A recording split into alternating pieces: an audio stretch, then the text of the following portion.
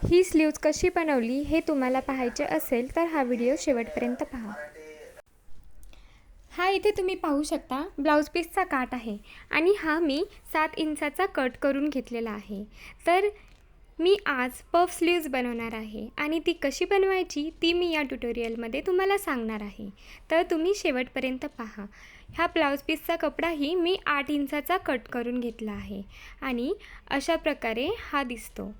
नंतर याचा एक आपण मध्यभाग काढून घेऊयात आणि मध्यभाग समजावा यासाठी खडूने अशी खून करून घेतली आहे।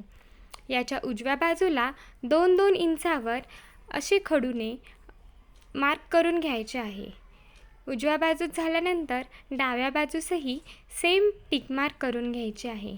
अशा प्रकारे टिक केल्यानंतर आपले माप चुकत नाही आणि आपल्या ब्लाउज एकदम फिनिशिंगमध्ये दिसतो।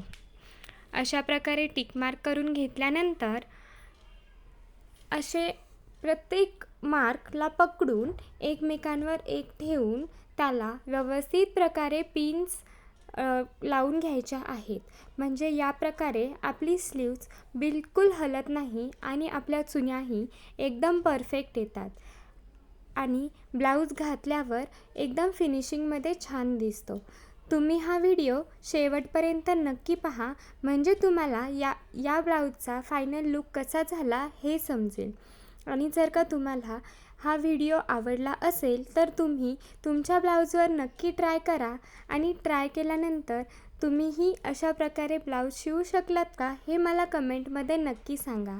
आणि तुम्हाला जर माझे व्हिडिओ आवडत असतील तर माझ्या चॅनलला सबस्क्राईब करा आणि जास्तीत जास्त व्हिडिओ शेअर करा आणि फ्युचर यूजसाठी तुम्ही हा व्हिडिओ सेव्ह करून ठेवू शकता।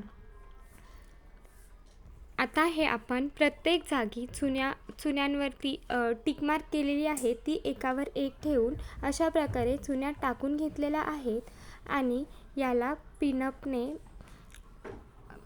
एकदम सेफली सिक्युअर करून घेतले आहे म्हणजे आपल्या प्लेट्स बिलकुल इकडे तिकडे हलणार नाहीत।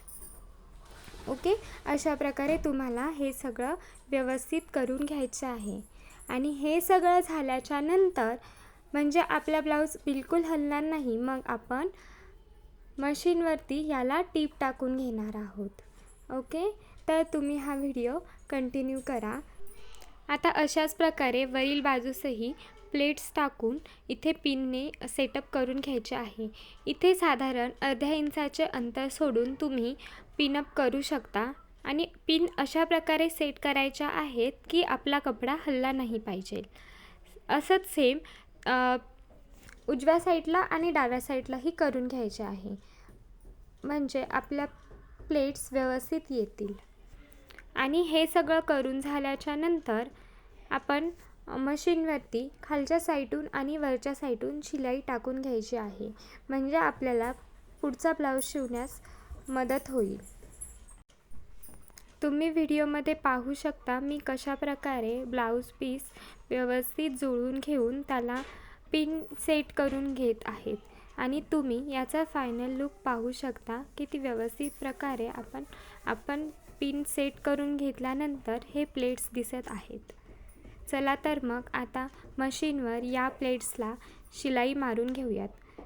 मी इथे खालच्या साईडून आणि वरच्या साईडूनही शिलाई मारून घेत आहेत आणि लक्षात ठेवा की शिलाई मारताना आपल्या पिन्स आपल्या मशीनमध्ये अडकल्या नाही पाहिजेत।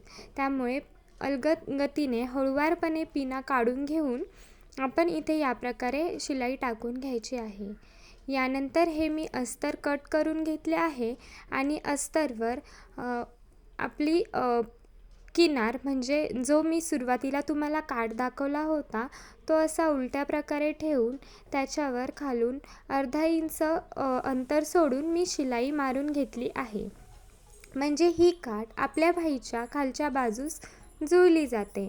आणि अशा प्रकारे उलटून घेऊन ही काठ सरळ बाजूने याच्यावरती पण शिलाई टाकून घ्यायची आहे म्हणजे आपले खालची जी किनार आहे ती व्यवस्थित फिनिशिंगमध्ये प्रॉपर बसते आणि मग आपण हवे तशी वरच्या बाजूची शिलाई टाकून घेऊ शकतो. म्हणजे कोणाला छोटी काठ हवी असेल तर ते छोटी घेऊ शकतात आणि कोणाला मोठी हवी असेल तर ते मोठी काठ घेऊ शकतात.